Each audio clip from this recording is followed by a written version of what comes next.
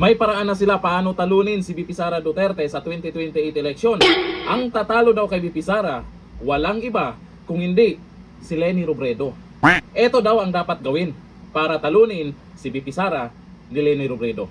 Ayon po dito sa news ngayon, sabi po ng analyst, Robredo kayang talunin si VP Sara kung may endorso ni PBBM.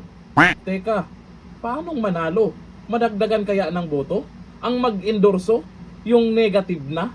Naniniwala ang political scientist na si Professor Antonio Contreras na maaaring talunin ni dating Vice President at ngayon Naga City Mayor Leni Robredo si Vice President Sara Duterte kung magkaroon ito ng endorsement mula kay Pangulong Ferdinand Marcos Jr. Naku, baka yan pa ang dahilan kaya matalo yan. Kasi kung si Jr. mag-endorse kay Leni, ang daming pwedeng ibato sa kanya.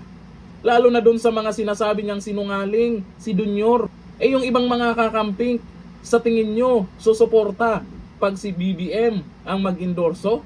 Nako, may mga kilalang kakamping dyan na ayaw kay Jr.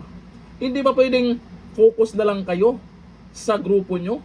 O baka kailangan nyo ng endorso ni BBM kasi mahina na kayo?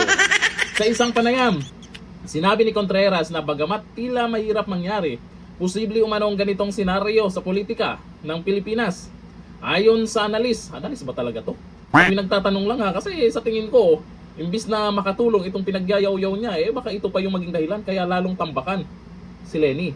Ayon pa sa analis, wala pa umanong majority support si Duterte base sa ilang survey, habang si Robredo ay maaari pang palakasin ang tsansa sa pamamagitan ng pagkaroon ng isang malakas na running mate, lalo na sa Visayas at Mindanao. Abay, sino yung gawing running mate na malakas sa Visayas at Mindanao? Dito sa pinagyayaw-yaw nila, nakikita nyo, mukhang inaamin nyo na mahina kayo sa Visayas at Mindanao Kailangan nyong kumuha ng running mate na malakas dyan sa lugar na yan. Kasi naman, alam po natin na si VP Sara Duterte sulit sa Visayas at Mindanao.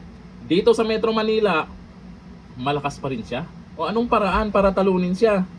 O sino yung pwedeng i-running mate ni Leni? Ngayon pa lang, stress na kayo. Ngayon pa lang, nataranta na kayo kung ano-ano yung paraan para talunin lang si VP Sara. O ayon dito kay Lalisa Sabsik, ang sabihin nyo po, if si George Garcia mag-endorse, your win yan. Yan yung malakas na pwedeng mag-endorse kay Leni. Naku, delikado talaga. Maraming kakabahan yan. Kahit mga Duterte supporters, kakabahan talaga pag si George.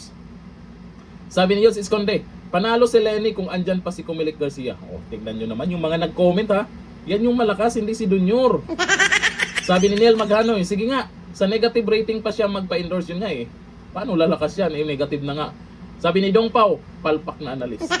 Yun nga, maraming nag-comment tungkol po dito sa kay George. George na naman. Meron talagang meron talagang power. Sa tingin ko itong si George Garcia.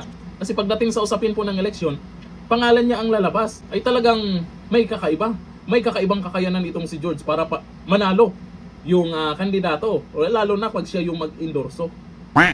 Aba, anong meron George? Ano yung power mo? May nag-comment dyan. Power ni George Maleta. Grabe naman kayo. Totoo ba yun? Lakas talaga ng maleta no? Dito na lang kayo.